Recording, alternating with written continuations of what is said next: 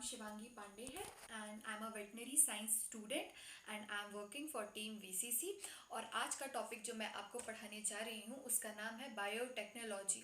तो बायोटेक्नोलॉजी को पढ़ने के लिए आपका सबसे पहले जेनेटिक्स का बेस अच्छे से क्लियर होना बहुत ज़्यादा ज़रूरी है, क्योंकि बायोटेक्नोलॉजी जो है वो एडवांस जेनेटिक्स है। इसमें आप जेनेटिक्स को अप्लाई करना सीखते हैं। तो अगर आपके जेनेटिक्स के बेस अच्छे नहीं है तो आप बायोटेक्नोलॉजी को नहीं समझ पाएंगे। तो first go through genetics once and then come to biotechnology.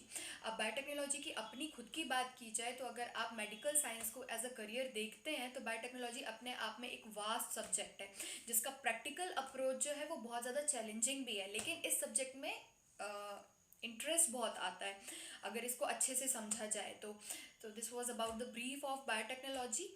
अब let's come to the main topic. तो बायोटेक्नोलॉजी जो है वो दो वर्ड से मिलकर बना है, एक होता है बायोलॉजी और एक होता है टेक्नोलॉजी। तो बायोलॉजी का क्या मतलब होता है? It is the study of living organisms, it is the study of life. और टेक्नोलॉजी का क्या मतलब होता है? टेक्नोलॉजी का मतलब होता है कि आप ऐसे machines, processes, scientific research etcetera etcetera को यूज़ कर रहे हो ऐसे प्रोडक्ट्स और सर्विसेज को बनाने के लिए जो ह्यूमन बेनिफिट करे, दैट्स कॉल्ड टेक्नोलॉजी। तो ये दोनों चीज़ें अपने आप में डिफरेंट कैसे हैं? बायोलॉजी में आप ह्यूमन बेनिफिट नहीं देख रहे हो, ये एक सेल्फलेस स्टडी है सिर्फ किसी भी लाइफ फॉर्म की। लेकिन टेक्नोलॉजी में आप ह्यूमन बेनिफिट को ध्यान में रखकर आपका मेन गोल जो होता है वो ह्यूमन बेनिफिट होता है। उस गोल को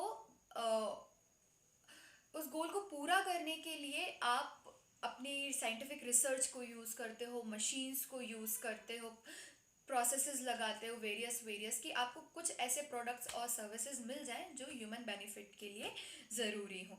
तो ये दो टर्म्स अगर अपने आप में अलग अलग देखे जाए तो बहुत डिफरेंट है। तो बायोटेक्नोलॉजी क्या है? ये एक नई चीज़ है जिसमें आपने टेक्नोलॉजी और बायोलॉजी दोनों को कंबाइन किया है। कैसे कंबाइन किया है?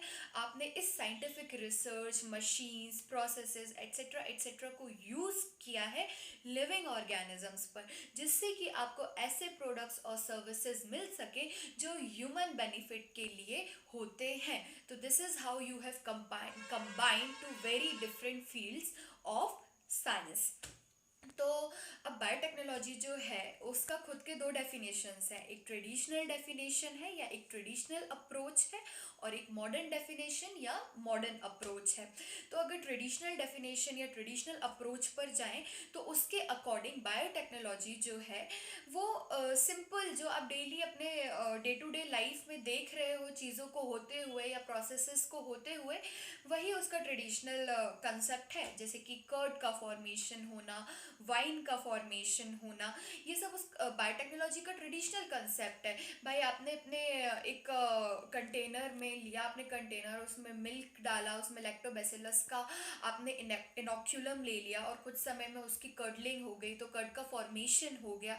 उसी तरीके से आपने माल्ट लिया, माल्ट का फॉर्मेंटेशन हुआ, उसका डिस्टिलेशन हुआ तो उससे फिर आपको वाइन मिल गई। तो ये सब आप अपनी डे टू डे लाइफ में देखते रहते हो। This is the traditional concept. इसमें आपने नेचर में हो रहे ऑलरेडी जो फिनोमेना होता है बस उसको ऑब्जर्व किया है और उसको ऑब्जर्व करने के बाद में आपने उसको अपने यूज़ के लिए कल्चर किया है। इसमें आपने कोई भी मॉडिफिकेशंस नहीं किए या अपना खुद का कुछ क्रिएटिविटी नहीं थी।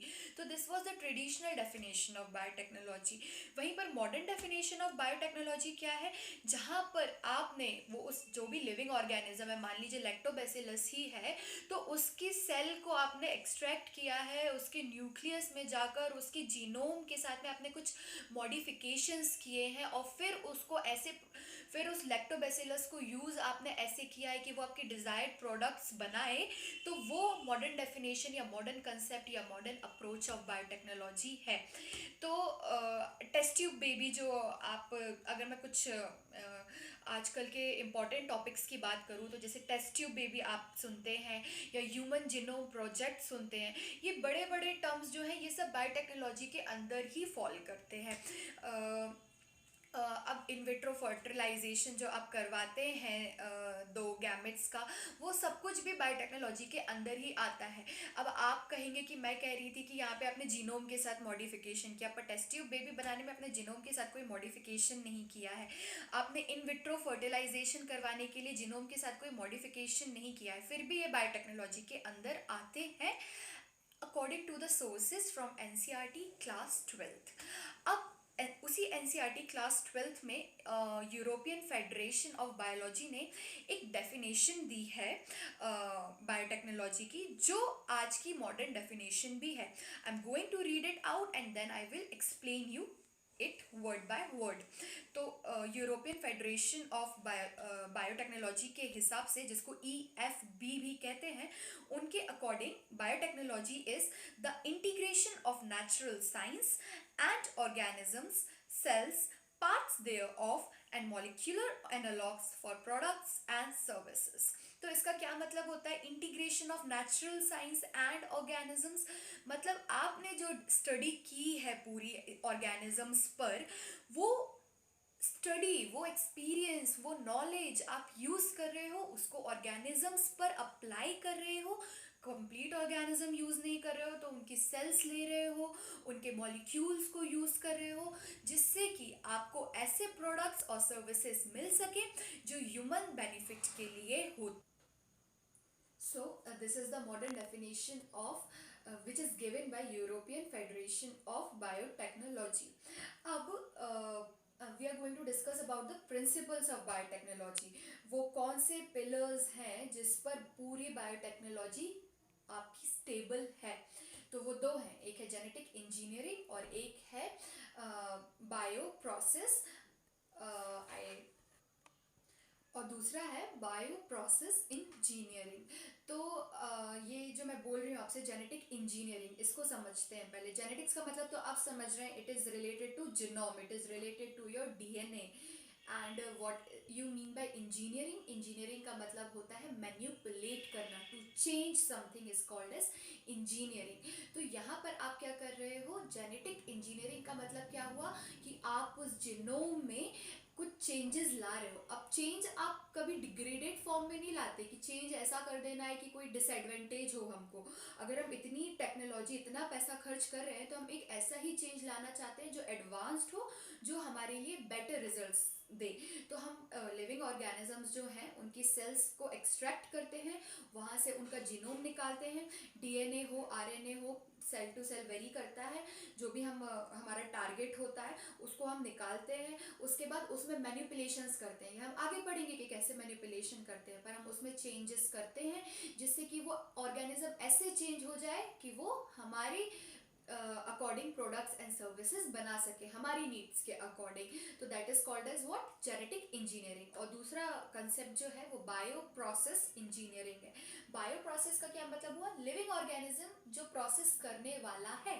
अब आपने वो मॉडिफाइड ऑर्गेनिज्म तो बना लिया, लेकिन आप जिस जगह पर उस लिविंग ऑर्गेनिज्म को, मॉडिफाइड ऑर्गेनिज्म को ग्रो कर रहे हो, वहां पर और भी छोटे छोटे माइक्रो ऑर्गेनिजम्स प्रेजेंट हैं जो उसको काम करने में इंटरफेयर कर सकते हैं। ये एक तरीके का कंपटीशन हो सकता है कि आपका प्रोडक्ट बनना चाह रहा है, लेकिन बाकी माइक्रो ऑर्गेनिजम्स की प्रेजेंस की वजह से आप तो भाई उसको न्यूट्रिशन दे रहे हो, उसको ऑप्टिमम टेम्परेचर दे रहे हो, बाकी सारी कंडीशंस जो उसकी ग्रोथ के लिए फेवरेबल हैं वो प्रोवाइड कर रहे हो, पर ये सिर्फ उसी ऑर्गेनिज्म के लिए फेवरेबल थोड़ी है, ये तो एनवायरमेंट में प्रेजेंट सारे माइक्रो ऑर्गेनिजम्स के लिए ऑलमोस्ट फेवरेबल कंडीशंस है, न्यूट्रिएंट्स, टेम्परेचर, एक्सेट्रा एक्सेट्रा। तो वो ऑर्गेनिजम्स फिर उन रिसोर्सेज को यूज करने लगेंगे। तो आप जब आपका ऑर्गेनिज्म उसको यूज नहीं कर पाएगा उतना ज्यादा, तो फिर वो प्रोडक्ट उतना अच्छे से नहीं बना पाएगा। तो इसीलिए उसके आसपास के एनवायरमेंट को स्टराइल बनाना, एसेप्टिक बनाना, अदर माइक्रो ऑर्गेनिजम्स फ्री बनाना बहुत ज़्यादा ज़रूरी होता है। और इसी चीज़ को करने की प्रोसेस को हम बायो प्रोसेस इंजीनियरिंग कहते हैं। तो आज का लेक्चर यहीं ख़त्म होता है। आज हमने जिन टॉपिक्स को पढ़ा मैं उसको फिर से बोलने जा रही हूँ। The topics we studied were difference between biology and technology, what we mean by biotechnology, its traditional concept, its modern concept, the definition given by European Federation of Biotechnology, and the principles on which biotechnology works, which is genetic engineering and bioprocess engineering. Thank you so much. Please go wait for the second lecture to have a complete knowledge of biotech.